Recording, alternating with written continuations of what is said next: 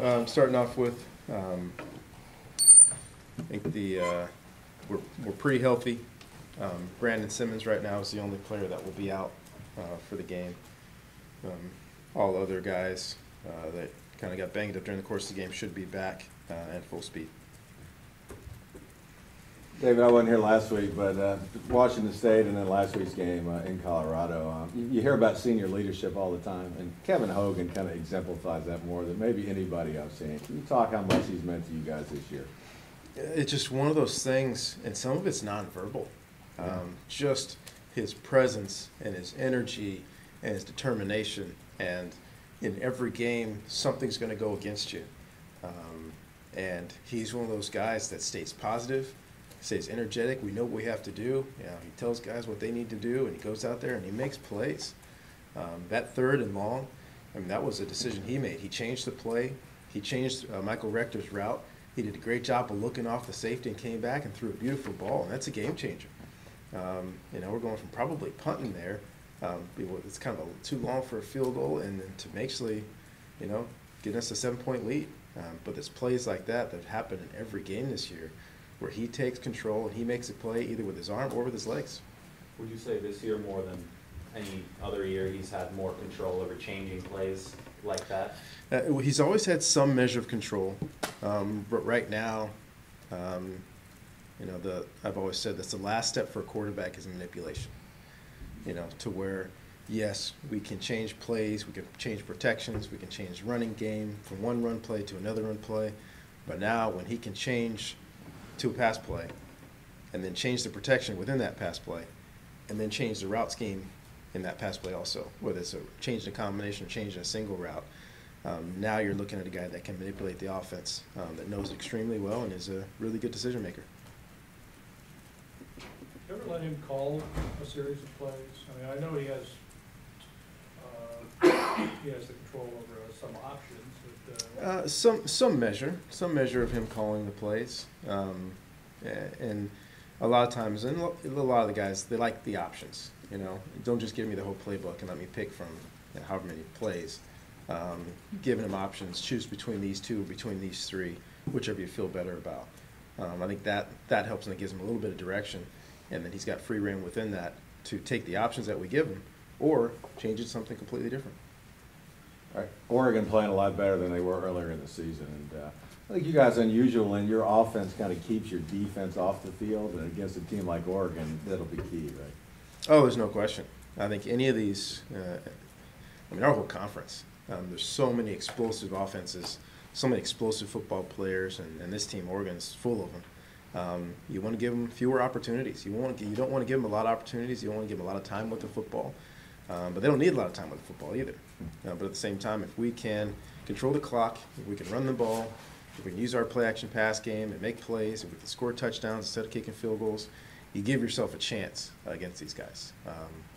But if you play their game and we don't hold the ball on offense at all, and they have a lot of opportunities, they take advantage of those opportunities. And I know you take them one game at a time and don't pay attention to the polls, but you got to win out to have a chance of the Final Four. And do you think in your mind sometimes you got to beat teams down like you did Colorado for style points because you don't get a lot of press out here on the West Coast playing all these late games? Not at all. Not at all. We won't play to any of that. There were multiple games this year where we've scored in the third and fourth quarter with multiple backups in the game. But we're just calling the game. We're just playing the game. But we're multiple games. Chris McCaffrey hasn't played in the fourth quarter. Kevin's been pulled early in the fourth. I don't believe in that. I don't think it's right. I don't think it's good. I was asked about the halfback pass at the end of the last game. Bill Walsh used to say there are no trick plays, only football plays. And that was something to take advantage of what they were doing. They were playing 9 guys within 7 yards of the line of scrimmage. And we wanted to put the game away. And that was a great way to do it. So for us, we'll be in attack mode, as we call it. But at the same time, the style points are whatever they are. That's why I honestly appreciate the playoff committee. It's nice to have human beings and not computers. There's no formulas anymore. It's just playing good football. And that's something those people will decide way down the road. For us right now, we got to find a way to beat Oregon. Now, Kristen, I know you don't like to highlight individuals, but you have a little Heisman campaign that's come out here from Stanford with him, and I mean, I think the kid deserves a little extra attention that way nationally. What do you feel about this campaign? Absolutely. So the website's wildcalf.com with 2 Fs, wildcalf.com, and I agree. I mean, he's played into the Heisman conversation, which is great, and we want to support him. It won't be a distraction to our football team. It's a really good sidebar to what we have going as an entire team, and he has deserved it. And for me, this past week was one of those ooh moments. I mean, past Marcus Allen in total yardage.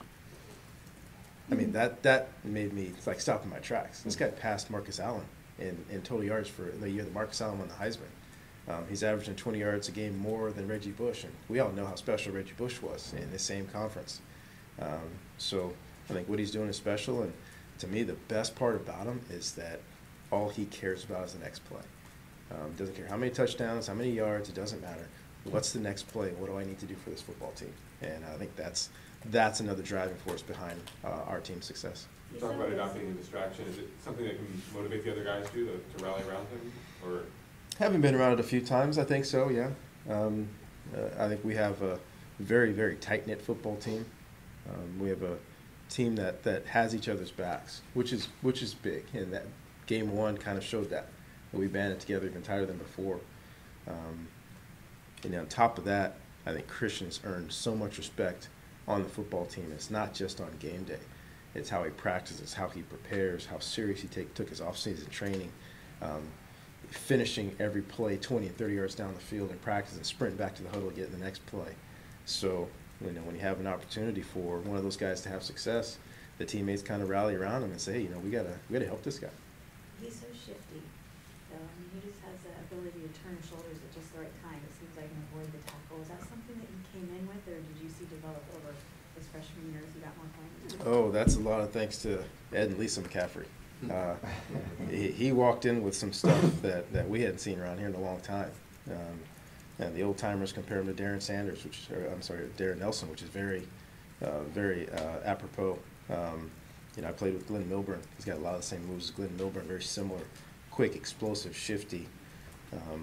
So many times you rewind the film and say, how did he get out of that? He had to play this pass game, surrounded by 4 guys, and nobody touched him. Just those plays, they happen over and over and every single week. And when he gets tackled or gets pushed out of bounds, he hands the ball to the official and gets back in the huddle. And everybody else is saying ooh and ah, and he has no expression on his face. He gets back for the next play. And it just shows how special he is. The speed comes from his mother, right? Lisa would say so, yes.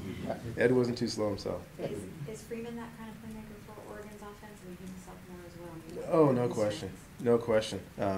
Freeman's a big physical bruising back, but at the same time, he's got long speed also. He's got breakaway speed. He can make people miss in the open field. He can break tackles. He himself is a game changer. And I think Vernon Adams coming back healthy only accentuates that. Now you have 2 guys in particular that are really, really dangerous, on top of their receiving core, on top of their other running backs. So I think especially Royce he's a special football player as well. Coach, talk more about Vernon and what he's done the last couple of weeks. It's like he's impossible to tackle these days. I mean, how do you worry, how do you contain a guy who's got that much escapability but also can throw the ball down? First of all, you got to put the film on for the players so they can gain an appreciation. This is not just some other athletic quarterback out there. There's a lot of athletic quarterbacks. This guy's in his own category. The average play takes 6 seconds. There are plays that Vernon's playing where it's going to take 10 or 12. And that puts a lot of pressure on the defensive backs to cover for that long. It takes a lot of pressure on those guys that are chasing him because they think they have him and they miss him. And they get another opportunity in the same play sometimes, and they have a chance and they miss him again. So it's really about corralling them. It's really about when you have a chance to get him on the ground, get both hands on him and get him on the ground. Because if you put one hand out there, you're not even going to touch him. you guys could have clinched the North last week at Oregon lost. Were you guys following that closely, or? It was the first time in a long time got back home after a game, and You know, it wasn't midnight or 1 o'clock in the morning. So I had some family time, spent with my wife and my kids. Watched a little bit of the Oregon-Cal game, but not too much, knowing that I was going to watch the whole thing and rewind it a million times the next morning. So I did watch some of it just to get an idea. I think both teams started off really fast, and then, you know, Oregon hit the gas pedal and really took over the game. But I knew I was going to watch the next day, so I didn't really pay too much attention to it. Is there something more special about if you do, are able to put some North, do it yourselves on the field, or at home? I don't know. I don't know.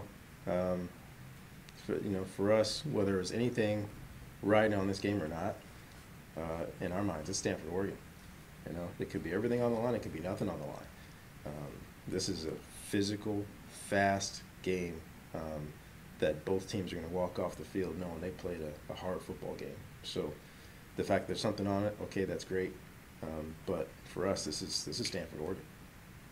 As a coach, is there something a little more scary preparing for a guy like Vernon Adams because there is so much improvisation that you can't really prepare for, per se? There's no question. There's no question, because you can't put up on a diagram and say, here's where he's going to be.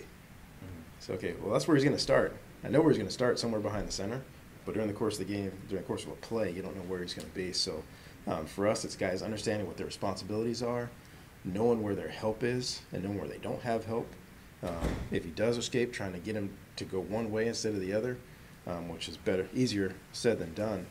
But the bottom line is you got to try to cover all day in the back end, and the front guys up front have to try to corral him. You have to try to get him on the ground. But it's, like I said, it's easier said than done. When you watch this film, can you determine kind of what their scramble rules are, or is it that different from game to game? No, it's play to play, and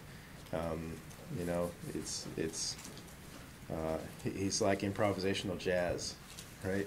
It just starts and you don't know where it's going to go. You don't know where it's going to end. And picking the last couple of weeks, it's ended in the end zone quite a bit. He's made a lot of big plays, and it's feel, it's instinct, it's athletic ability, and he's got them all in spades. Coach, did your relationship with Scott Frost when he was at Stanford as a teammate give you any insights into what he's like as a coach? Not at all. Not at all. It was kind of a long time ago. We've taken our coaching paths that have taken us a bunch of different directions. So I have a lot of mutual respect for each other. Their offense system is very different than ours, and he's been ingrained in it for a long time now. But I don't know that our past would give me any extra insight. Does Adams remind you of anybody that you've seen out here in the West Coast? No, not really. For me, he's in that Doug Flutie kind of category, to where he's not the biggest guy, but he can make big plays week after week. I know that's going back for some of the younger people, but that he makes you change your rush lanes. He makes you be very, very strict on who has contain and how you're going to contain them. It makes you not call a different game defensively, but it makes you harp on different things. So he's one of those guys that affects your game plan. I'd like to ask you about another elusive guy. You said after the game that Bryce Love was on a pitch count, and I assume that meant you didn't want to give him too much of the playbook to handle, I guess. But does the pitch count increase week by week? It does, and also by game plan. We want to see where we can plug him in to the game plan, and part of it is him understanding. But he's done a great job of picking up what we have for him to do. The thing is, the pitch count really refers to how many times we can get the ball in his hands. Once again, thankfully our quarterback, as mature as he is, he's not going to force the ball if it's not there. There are other opportunities that he had to touch the ball this past game, but the coverage dictated the quarterback goes someplace else, which he did. But he's just one of those guys that he just needs to touch the ball multiple times in the game, and then sometimes he'll be an eye distraction or he'll be a decoy. And he's done both of those full speed. I think Bryce has been a great addition to this offense, and we do anticipate over time his role really expanding.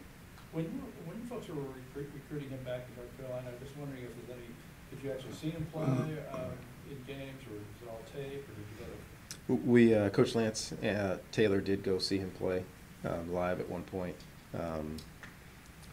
What the film said was fast and explosive, but you always want to send someone to go see him live, because the thing with Bryce, and it's similar with McCaffrey, these are not big guys. Bryce isn't a small guy either. Bryce is muscular. He's compact. He's physical. He's strong. So a lot of times you see him break tackles. You see him run through arm tackles.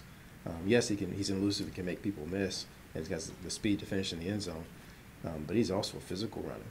So that's what you need to see sometimes live. Somebody's got to see that live, because there's a lot of smaller backs in high school football that make a lot of plays and gain a lot of yards, but aren't physically capable of doing that on the college level. And Coach Taylor called us from North Carolina and said, "This kid's got it. He can play." I want to make sure I understand on Holder, he's fine and everything. Did he have to go through the concussion protocol? We checked him and rechecked him, and he's doing extremely well, and is going to be full go on Saturday. What kind of a season has this been for Kajust? He's been hurt a couple of times, but and he was ill for a game. His numbers aren't probably what a lot of people had expected this year. What kind of a season has this been for him? You know, I think the injury and then being sick, I mean, his ankle sprain was extremely significant this summer. And, I mean, it took him all the way through training camp just to get back to be able to practice. And game one, he came in the second half. We held him out the first half for the most part. Came in the second half and did pretty well. And that next week, he was extremely sore. It's really only been about 4 games or 5 games that he's been 100%. And then getting sick the other week was tough on him also. But then you combine that with some of the games that he was healthy for, we have 3-score lead. So his numbers and Rector's numbers, and in particular, and Austin Hooper's numbers, in some of those games, they dwindle down because we get a lead and start running the ball, and so we don't put the ball in the air as much. Whereas last year, their numbers were a little bit better because we're struggling back and forth with a lot of teams, and we're a little more balanced 50-50 running pass at times. I think we've proven who we are. If we get a big lead, we try to run the ball and end the game. So all the receivers' numbers are down, but in the games where we've had to go back and forth and score and throw the ball, USC, I thought Devin had a phenomenal game. It was outstanding. The opportunities have gone down a little bit, but he's really excited about where we are. And he knows every game plan, we have things for him. Sometimes the coverage dictates the ball goes other places. Sometimes it comes his way. And once again, I can't stress where our team mentality is right now, that the guys are just excited to play. And Christian makes a play, everybody cheers for Christian. Ramon scores his touchdown, the first guy to celebrate with Ramon is Christian.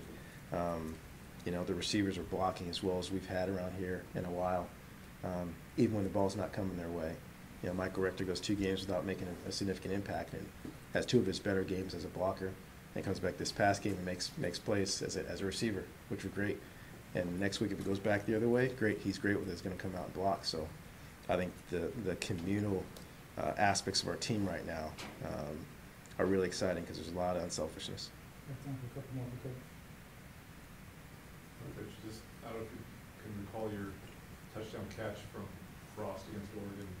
Was that your first career touchdown? That was actually my last. Oh, your last. Okay. That was Scott's first. Okay. That was Scott's first. That was my 5th year, my last year playing. And many people know Scott transferred to Nebraska after that year. Old school flanker short post.